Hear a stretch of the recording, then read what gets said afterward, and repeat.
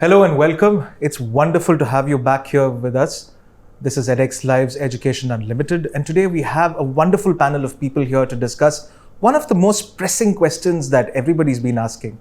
That's right, on September 1st, more than 10 states across India have opened their doors for schools to reopen, and children from grades 9 to 12 have returned. And might I add, very successfully at that, especially with a state like Tamil Nadu, we've had so many children and teachers come back, and it's been a truly inspiring homecoming experience for a lot of them. And to discuss a very, very intrinsic topic, back to school. How do we keep our kids from getting COVID? That's right, it's a question that is on every parent's mind. It's a question that's on every educationist's mind, because such is the loss that we have suffered over this last 17 months that the pandemic has ravaged us, that it's almost impossible to believe that here we are today, most of us vaccinated, thankfully, at a good place where this pandemic appears to be in recess. And to talk about the way forward, to talk about what we can do to keep our immunity up, to keep our spirits from sagging, and to ensure that our schools are full of healthy and socially distanced and sensibly smart children.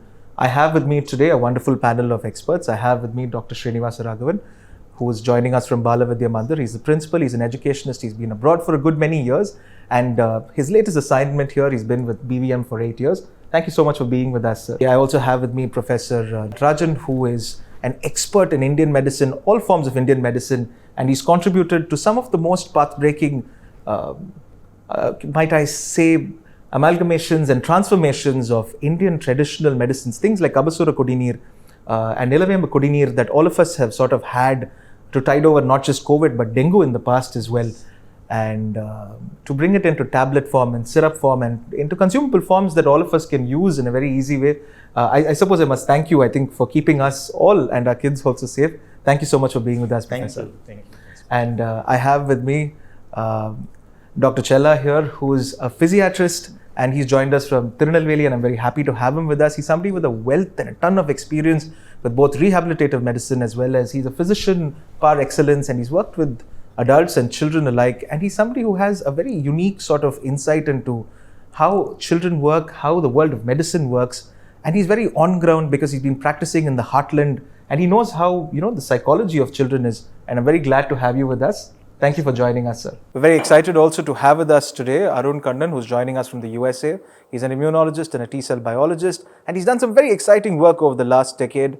And he's been at Cornell, he's been at Penn State, and he's now at Johnson & Johnson, where he's doing a lot of cutting-edge research on some of today's most pressing immunological concerns. Thank you so much for being with us. It's very important to ask a very basic question, and I think Dr. Raghavan would be best placed to answer it. So schools have opened. It's been 10 days with holidays. I'd say about a working week. How is it going? See, what we have experienced is first joy in my child. After 17 months, we are seeing them continuously for 10 days. That's one of the interesting things that we have noticed. So I really thank God for providing this opportunity. And if you see that so far the things are in place, under control, and people are very responsible, in the sense children are more responsible. It is only our lack of trust on them before opening that matters a lot for all of us. That confused us. Okay, but children said and done in the class 9 to 12, they behave well because they also know that it is their health. Okay, and they have understood the responsibility not to spread as much as possible.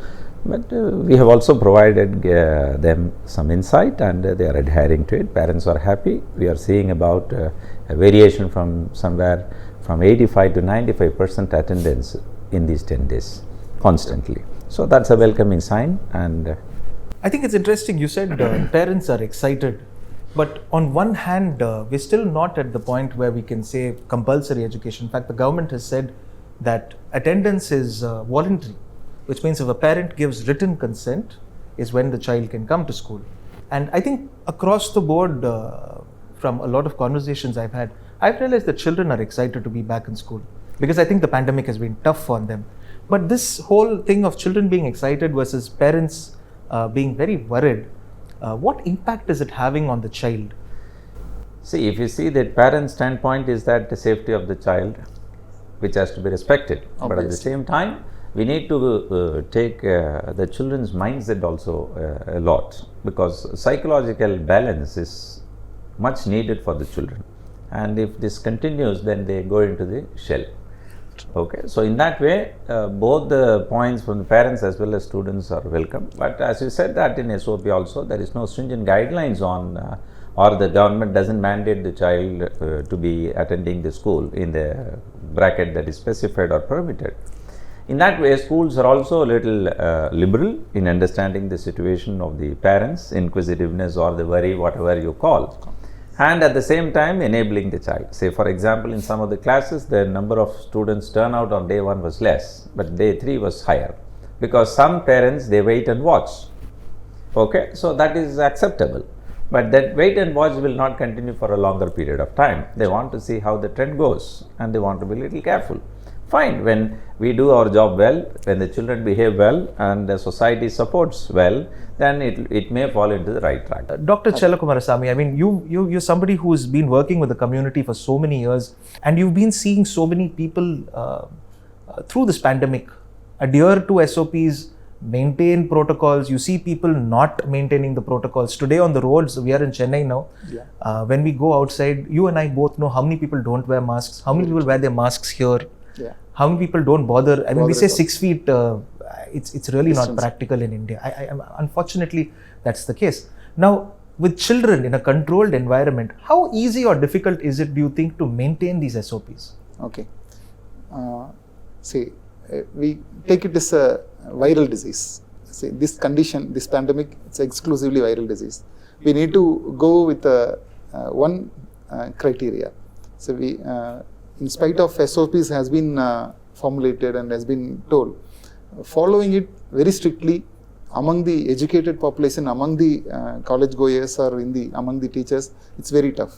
And following it very strictly with the institutions and organizations or factories, it's mandatory. People make it mandatory, but for the school children, as of now we have started for 9th, 10th and 11th, 12th standard, 4th standards, students are coming into the school. Making them follow the strict protocols, strict standard operating procedures will be, as such, what I feel is that it's easier in a school environment, inside the school environment. But it's not alone the only area where a child can get infected. Say the child has to come from home, they have to get into the bus or a vehicle. It can be a public vehicle or a school vehicle or a private vehicle. So they have to get into the school. Where not everybody has the luxury of having a private vehicle, yeah, especially in a state like Tamil Nadu. And I think that's a very good point. So these are the areas where SOPs cannot work. Say, we can say, but being a children, they may not be in the exact situation, always conscious about what are the procedures to be followed strictly. And once they come into the school, we have a very controlled environment where teachers can guide the students, giving them the space, adequate spacing, making them use the mask and use the sanitizer or soap and water. Basic things can be followed. But even inside the school, there are areas where children will be having a very close contact. Say for example, during the intervals, they need to go to have a drinking water. There is a possibility that there is a crowding possible. Even one child, if is infected, can spread it to others. So it can be in a restroom, in a toilet area, where children clump together. And we have a time of only 15 minutes time. Say I'm just talking practically. So within that time, everyone will be going to the restroom and coming back. These are the areas we need to concentrate. To follow the SOPs, we have to break it into small pieces. So these are the points we need to be focusing. Say addressing the schools and institutions, make them provide say for 9th standard, for example, just I'm giving you a small example. 9th standard interval time should be 10 to 10:15 a.m. For 10th standard, it should be 10:15 to 10:30 a.m. So time can be spread out, so that the interval time there is no crowding happens in the water, say drinking water area or in the restroom area or during the lunch hours. So for lunch can be for different timing for 9th standard students. Even if possible, for every sections, say 9th standard A section, particular timing for lunch hour, And providing, say in a city environment, it's very tough to provide a very spacious lunch room, lunch hall, or plenty of restrooms also. Say current day, about having space is a premium. Premium. We know this. Yeah. So restroom, providing the students more restrooms, more spacious, more ventilated areas, and these are the small things which need to be concentrated. Which has been the most difficult SOP that to enforce among children in these last say 10 days? See, different school adopt different models. That is based on the facility available, they adopt different models. Some schools, they alternatively bring their children, say one class, say 9th and 10th today, 11 and 12 the next day, subsequent day. So 3 days in a week they visit the school. This is one model. Certain other schools, what they do is they take certain subjects alone in the school for maximum of 3 hours. Okay. 50% they come in the morning and 50% they come in the afternoon. And they have also given separate rooms, say morning session one floor, evening, say afternoon session another floor, so that the spread is Contained to a certain okay, and even allocation of toilets. This particular section use this particular part of the restrooms in the school, so that so all these things we give guidelines. Okay, but as you rightly said that can we have what you call complete adherence inside the toilet? Okay, flushing of toilet. We may provide all the facility, but the thing is we have to ensure that hygiene part of it is taken at most care. Every now yes, and then. Yes, that part of very it. Important point. That part of SOP it today. is also one of the major concern. If that is a spreading factor, then we need to pay attention to that. Okay, so ventilation. Certain schools have got good ventilation, but certain other school, because of its locational disadvantage, ventilation is minimal, because surrounded by the buildings, high-rise buildings on all the sides means then you may not have, you can keep the windows open, but the thing is there will not be ventilation. So each school should evaluate their facility exactly. and adopt a different model to give the best effect to the children. Okay, if you have everything but it is not supporting this particular situation, means we have to, as the leaders of the school, as a responsible academician, we should not open the school. Okay, we should take the bold decision not to open the school because your facility doesn't match the requirements. Okay, that call has to be taken by the educationalist or the academician. Okay, so if everything is there but I don't open the organization or the school, means that is also a decision that prevents me to provide that opportunity for children to experience the joy once more. How long is a question, but the thing is, aren't we responsible to provide that joy?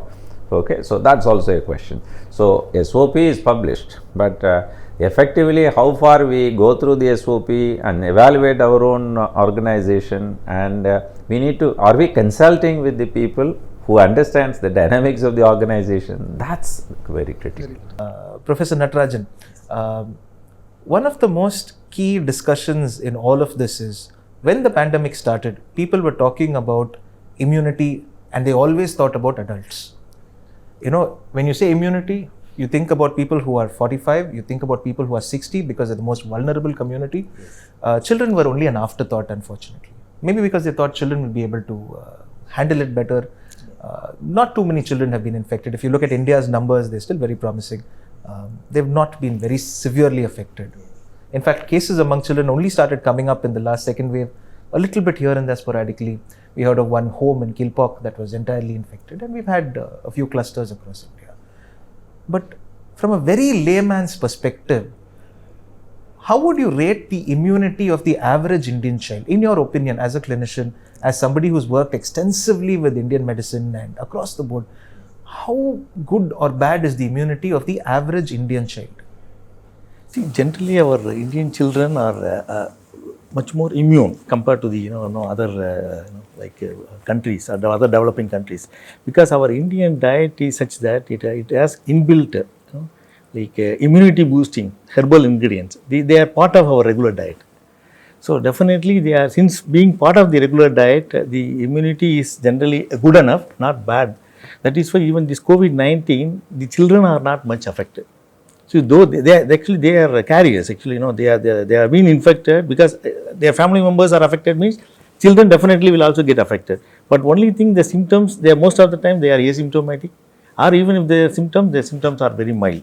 That is why, a lot of hospitalization or death or something. Is that because they're children Yes. or because their immunity is good? See, because they, especially this COVID-19 has not affected them, or this infection has not caused severe symptoms in the children for two reasons. That type of infection itself is something like that. Secondly, even the children could be more immune towards that particular viral infection, because immunity is always, generally innate immunity is there, non-specific immunity is there, and the specific immunity is there.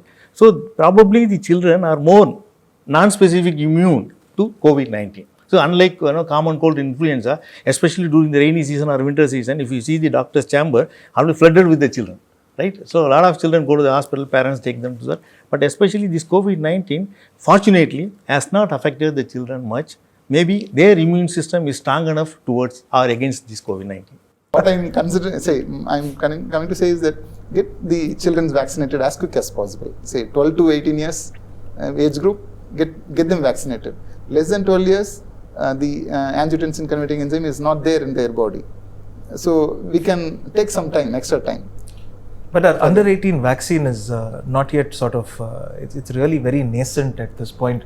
And I don't think, have you encountered many of your students being vaccinated at this point? No, since the age group is 18 plus. Yeah. Okay, so percentage of children, those who have completed 17 plus getting vaccinated is almost nil.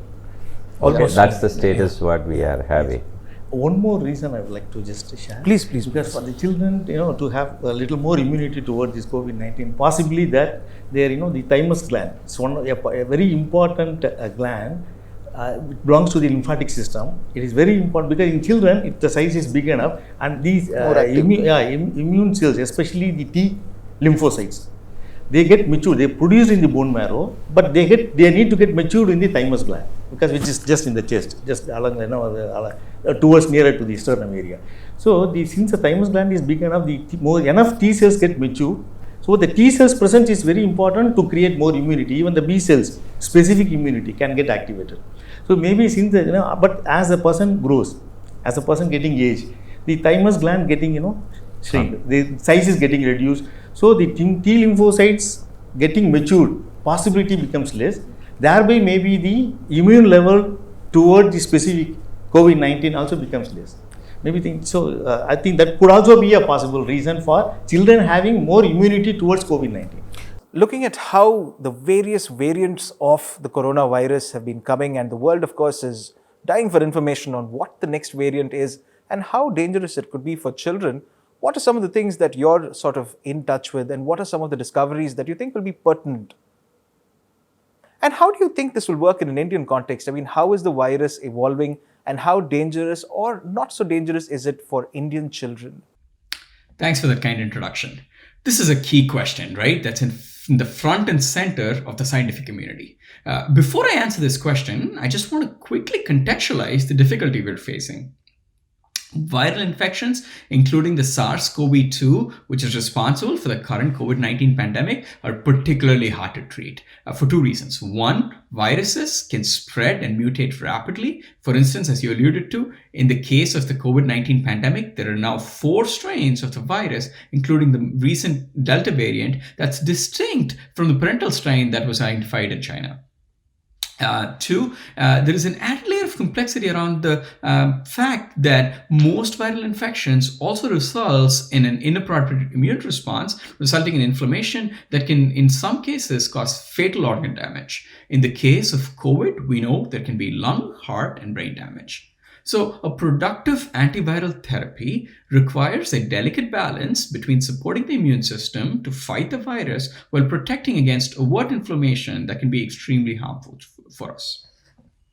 What's troubling is that this recent Delta variant has resulted in a paradigm shift in our understanding of how this virus affects different age groups with significant increase in the number of infections in kids. This is very different from what we had seen with the previous variants. Now, we know the Delta variant is a lot more infectious relative to its predecessors. So at this point, it's unclear whether the increased infections in kids is because children are just more susceptible to this, specifically to this Delta variant, or if this is just secondary to the fact that the Delta variant is a lot more infectious than the previous variants. Regardless, there is no evidence to date that would suggest that Indian kids are more or less susceptible to the virus. Unfortunately, what we can say with certainty, though, is that now with the Delta variant, kids in general are just as susceptible as adults to the virus. So we have to stick to our learnings from the past year and a half or so and use multiple strategies, including vaccination, masking, physical distancing, along with disinfection, contact tracing, and quarantining to stay safe. This cannot be a one and done kind of approach. I'm a parent as well, right? So this is very personal and real to me. Like most parents, I am concerned about the increased exposure as our kids get back into the classroom. But I also recognize how absolutely critical in-person learning is to our kids' development. So I'm hoping these tiered approaches, which have proven to work, will continue to help us be safe against any outbreaks and any subsequent variants we might have to deal with. I have a question to ask you, sir, Yes. because ever since this pandemic started, and you must excuse me for saying this, unfortunately everybody is an expert because of WhatsApp University. WhatsApp University is the most potent place. It has the maximum number of students and self-appointed professors. And every day, notwithstanding, you get messages saying, take some manjal, take some this, take some that, a bunch of things that you can find in your kitchen, put it together, boil it, COVID will go away in 3 hours. And it keeps getting more and more promising, And some of it is ridiculous, some of it is backed by science. Because very often when I go online and I search for it, just to check if these things are true, they claim to be based on ancient Indian science. But when you actually go back and look at Ayush's guidelines, many of these things are not ratified, they're not verified. So what is it that is actual Indian medical science, immunity boosting for children? What is actually science? As an expert, could you tell us a little bit about what is actually science and what is myth? In all of these forwards that we get, do A plus B plus C and boil it for 6 hours and drink it, keep it under the new moon, keep it under the half moon, drink it. You get so many of these forwards. Yes. Could you tell us a little bit about what is actual science and what is not? Because I think people should know what it is that they can actually do at home. Yes. See, to do it at home, there are official websites. Suppose if the people want to know the actual, the immune boosting herbs, because diet is very important, as we all know, for boosting immunity. So, but the diet in today's scenario, it's not a complete diet. So, immune boosting herbs, if they also become part of the diet, it is actually the best thing. So that along with the diet becomes complete, if enough sleep is also there, if enough physical activity is also there, it is said that people will be sufficiently immune enough. So to make the diet complete for these immune boosting drugs, people can refer the actual websites like Ayush websites. I'm sorry to interrupt, Yes. but since you made this point about the diet not being complete, Yes. see, traditionally doctors always talk about how kids are eating a lot of pizza, they're doing a lot of junk food, and they're substituting what we've always traditionally had. In fact, I'm sure Dr. Raghavan also will agree, schools about 3-4 years ago, the government said all canteens should not have junk. Yeah. I think chips made their way out. Sorry to mention brands, but soft drinks, aerated drinks were no longer available in cafeterias. That was a very widely celebrated move. In fact, it's called very forward. Could you just tell me what it is that kids are not eating today that they should be eating? See, our general food, Indian food, though we discussed that it contains enough spices or enough immunity boosting materials, but even then there are specific immune contributing herbal medicines. They can become part of the regular diet in these days, especially like tulasi, ashwagandha, lavangapattai, that is called the cinnammon bar, even black pepper, or even turmeric. So these are all commonly used materials, but people need to focus little more on that so that they become the regular part of the diet. Now even government is also promoting a lot of medicines like Ayush Kavad or even Nilavimbu Kutinir, Kabasura Kutinir, even Ayush Gur. These materials can become available in the family so that on a regular basis children can be given. See, once in few days at least, these kinds of medicines, what has been recommended by the government, either from the Ayush, from the Ayurveda side, or from the Siddha side, or from the Unani side, or homeopathy side, at least one system people can follow on a regular basis, so that their children become sufficiently immune enough. So that their diet, I feel, then only it becomes complete. What actually happens when these traditionally consumed medicines, I mean, I'm not going to call them medicines, but part of our diet, over time when people stop consuming it, what then happens to children?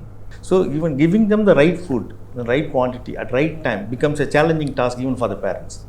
So then what happens, what is available, what is possible, we are forced to eat, and the same thing even we offer to the children.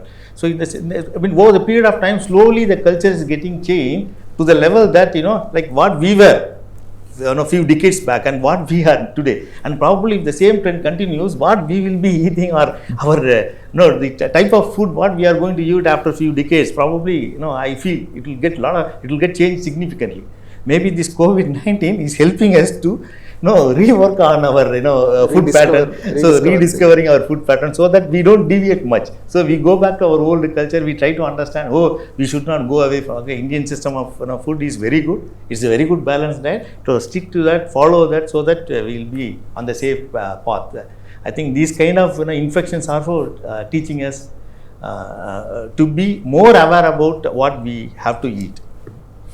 From an immunological perspective, where do you think Indian kids stand? Do you think that they're better equipped to handle the virus vis-a-vis their Western counterparts, or do you think they're at more of a risk?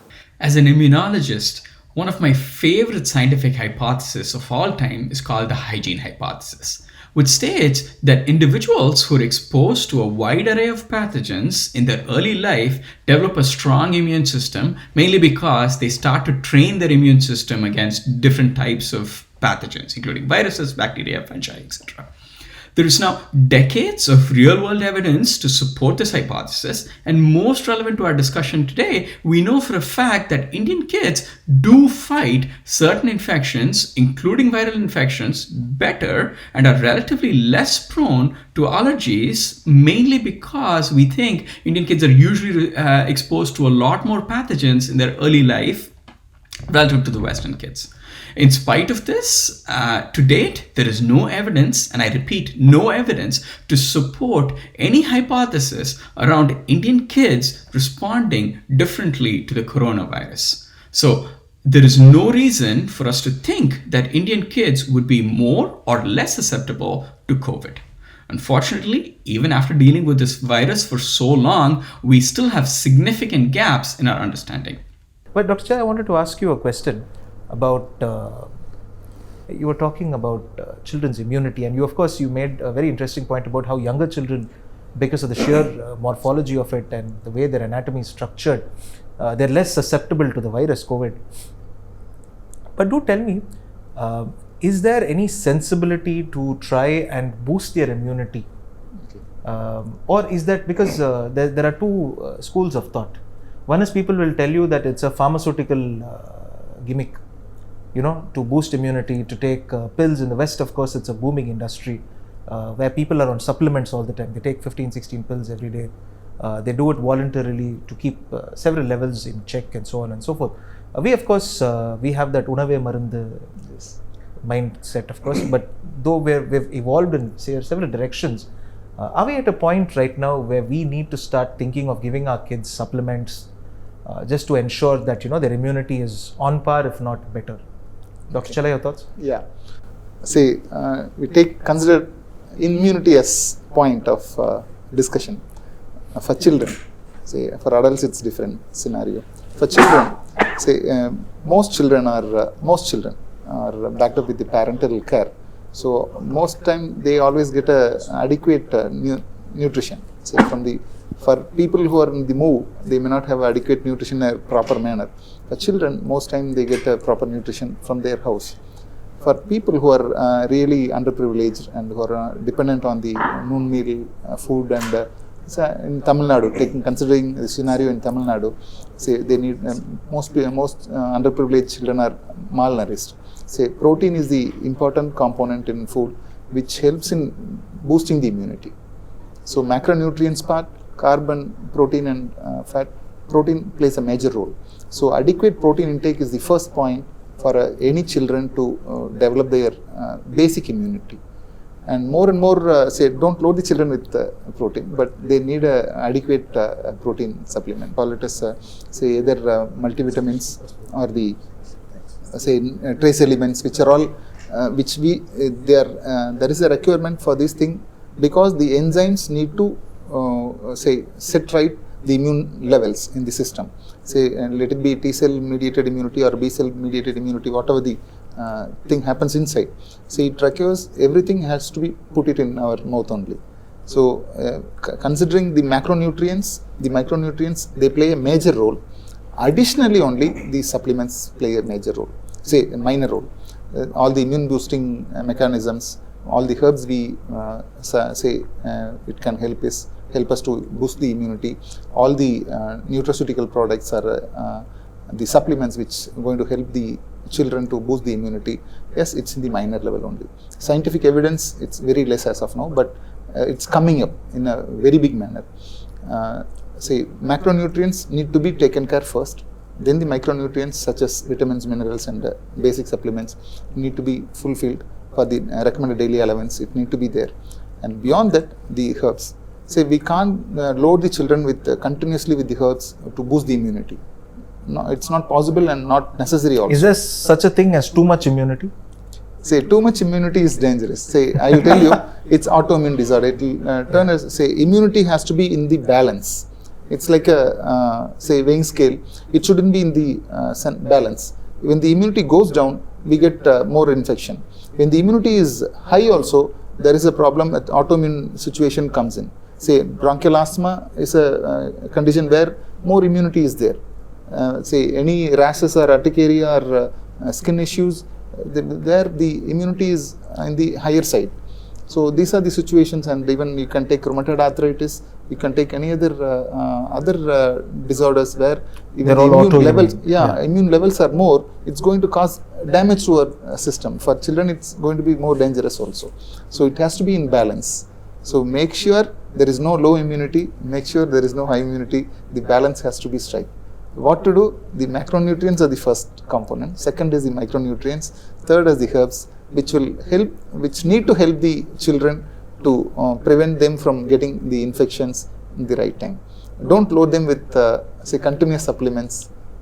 Balance has to be struck in a right manner. Scientifically, I am speaking, and there is no scientific evidence that boosting immunity is far different from holding the immune balanced level is very, very crucial. I think that's a very honest perspective, you know, whether it is allopathic, whether it is Indian, whether it's Siddha, Ayurveda, Unani, whatever it is. Yes. I think balance is key. Yes. I think balance is the key everywhere. And unfortunately, I think balance is also an Indian disease. We take too less, too late sometimes, or too much too fast sometimes. True. Professor Natarajan, your thoughts? Like Dr. Chella said, like the food, the macronutrients, micronutrients, they are very, very important. Like protein, carbohydrate, fat, and then the other vitamins, minerals. Of course, they are the main components of our food. They have to be there. That is why we take not only the protein, carbohydrate, fat, we also take a lot of vegetables and fruits. Because a lot of vegetables and fruits, they have to become the part of the diet because they provide enough vitamins and nutrients as well as minerals. But when they are not sufficient enough, of course, when the people, not taking the balanced diet for various reasons, of course, a multivitamin or multimineral, whatever is promoted these days, can be taken, once in a few days, once in 2 days, or once in 3 days, weekly. So like that, I feel they can become a part of the diet, at least during this situation. Okay. But along with that, some immunity boosting herbs, they can also be taken once in a few days, or at least little bit on a daily basis. I feel that by taking them on a regular basis during this period helps both the children as well as their parents to a reasonably good extent, so that their immunity system it is not becoming less at least. But using these herbal medicines should be in an appropriate way, not too much excess, because even herbal medicines they have to be used cautiously. So either the pure herbs, if they buy it and they have to be processed in such a way that they take enough dose, or if they buy the product they have to know what product they take it. According to the directions given, they have to make use of it. Going forward, people are talking about vaccination as the only way forward, and medical experts across the board do believe that there isn't really a more viable alternative. When do you think the vaccination load will ever stop? And do you believe that there's ever going to be an end to the COVID pandemic in as much as newer strains and herd immunity? What's your take as an immunologist? Couldn't agree more, right? Vaccination is our only way out of this pandemic. I know this concept of herd immunity gets tossed around frequently, but what gets lost sometimes in these conversations is that there are two key pillars to achieving herd immunity, which is basically us as at the population level being not susceptible or being immune to the virus, right? We don't get affected by the virus. One pillar is that to have a good proportion of our population being exposed to and recover from the infection. That way, that proportion of the population is not susceptible to the virus. And the other key pillar is actually vaccination. So far, we've never been able to achieve herd immunity against any infection without a successful vaccination campaign. Now, the threshold for herd immunity varies from infection, and for instance, this is over 95% for measles, but only about 80% for polio. For COVID, the general consensus in the field is that the herd immunity threshold is between 80 to 90%, which means that we need to get 80 to 90% of our population either vaccinated or respond to the virus and recover from the viral infection. Now, that's a high number, right? So we unfortunately have to come to terms with the fact that this is not going to end tomorrow. And there is considerable uncertainty still around when it might actually end. Also, importantly, not all communities and not all states will reach this threshold at the same time. In fact, a number of experts predict that this pandemic could actually turn into an endemic, which means that we just have to learn to live with the coronavirus, much like we've learned to live with the influenza virus or the virus that causes the common cold. So our best strategy for now is to follow the guidelines of our healthcare professionals and support our immune system health in every possible way that we can. Among the SOPs and the various things that the government has been telling us, both the center as well as the state, there are two aspects that they hope that schools can sort of reach these kids. One is, of course, the physical aspect, and that is, I think, somewhere hampered because sports and games have been curtailed, right? Physically, we're not able to do much with them. I mean, we're at a very nascent stage of reopening right now. But I think considering they've had so many months of inactivity, and the fact that they still can't really get on the field, there's no sports happening, there's no games happening. I think parks and gymnasiums and so on are largely still just getting back into the groove, so to speak. So their physical development is sort of hampered. The other aspect, of course, is the mental impact that COVID has had on them. And I think the government has been saying, make sure they have access to counselors and teachers who can advise them to sort of beat depression and things like that. What is the scenario that you have seen, and where do you see this progressing in the next, say, 3 to 4 months? The point is very right, that we are able to give only the mental solace part of it, and it is not possible to give physical activity at all inside the school premises at this moment, not because of protocol, but to ensure the safety better. Okay, you need to think in that way. Yes. If you can't have sports without you cannot. And secondly is that the school environment in Indian scenario is not suitable for COVID protective activities at all. Even the classrooms are designed not for COVID. Okay, so hardly 1 or 2 schools here and there may have, but by and large the old schools which were there for a decade and above will not have such kind of environment. And if you see that even the mental aspect of it, I think all the schools are supposed to have a qualified counselor rather than a certified counselor. Okay, and it is a correct time to take this impetus and drive this. Okay, so all these years we didn't have all these things are fine, but henceforth it is mandatory to have a qualified counselor who can do the job on the floor well.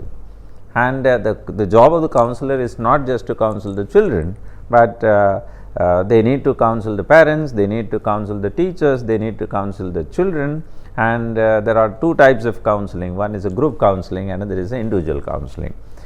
Group counseling should be done as a proactive measure to educate the stakeholders, and it should have been done by this time. Okay, if not, we have to organization should catch up and do it. That's a group counseling. And a specific problem faced by a parent or the child or the teacher should also be addressed. Okay, so a lot of investment on counseling must be done. It's need of the hour. Okay, teachers do have problem because they have family issues, and in addition to that they have to handle the class. Okay, household issues are there, family issues are there, and they do have COVID issues, and they all are managing, and that causes stress for the parent, for the teachers, for us. So, and once the counseling part of it is disseminated to the stakeholders, and the stakeholders as a lay counselor, they can take care of large numbers. As a preliminary level, these lay counselors, I am not a qualified counselor, but I am a lay counselor, okay, in the sense that I know counseling a little bit out of experience, okay, time tested, and we grab from others and we try to put it in practice. In the same manner, everybody can become a counselor to a certain extent, and that will reduce the burden on the less number of counselors available in the organizations. So, counselors should create counselors. And that is mandatory. It's not about COVID, otherwise also. Okay, I am not talking about the pandemic period. In general, the school should have this kind of culture. So, from a children's perspective, as a physician, could you tell us, A, how important it is to vaccinate children? Yes. And B, how effective do you think it will be? Yeah. There are two components in it, very, very crucial.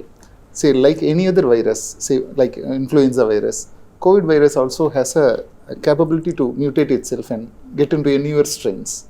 Already we have seen 4 strains are already there, Delta plus is there. Few more strains are there, we have not yet find out. So likewise, it's going to happen over next few decades also. But only thing is that making sure every child is vaccinated will prevent them from say saving their lives. Every life is precious now, current day. Say leave it say government school children or private school children, whoever it may be.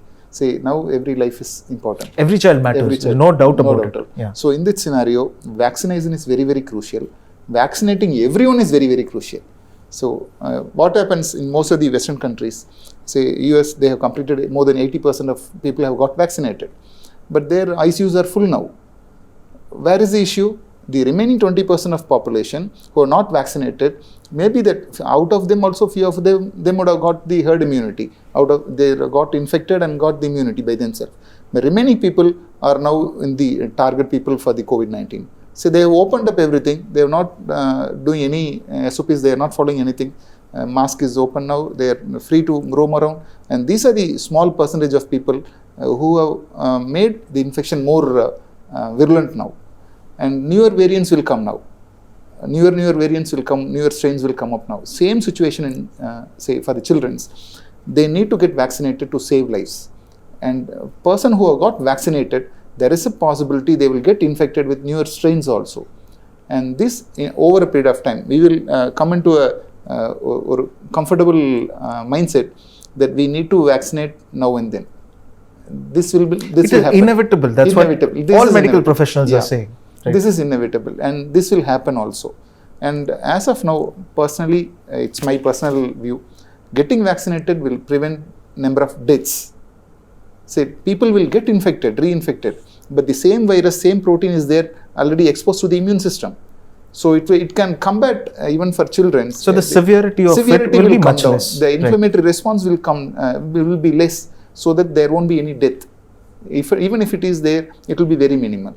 Then a lot more less percentage than what is happening now. So vaccination is the crucial thing to get save lives even for children, school going children. So exactly for children less than say 8th standard, we need to wait for the scenario where everyone gets vaccinated properly, then leave them to the school so that they can be a real school. Let it not be a jail for them. And for persons who are in the adolescence, they need vaccination. It's mandatory from my side. I'm talking science. So vaccination will save lives, prevent further deaths because of COVID-19. And newer strains, let it come, but still it can, already they are exposed to a vaccine, the previous strains, so that it will make sure the immune system will be ready to respond to the newer strains also. The impact will be far, far less. So this is one very important point we need to follow, and it might take another about, as of now we have completed about 70 crore people vaccination. Yes. It's not possible for 100% vaccination in our country.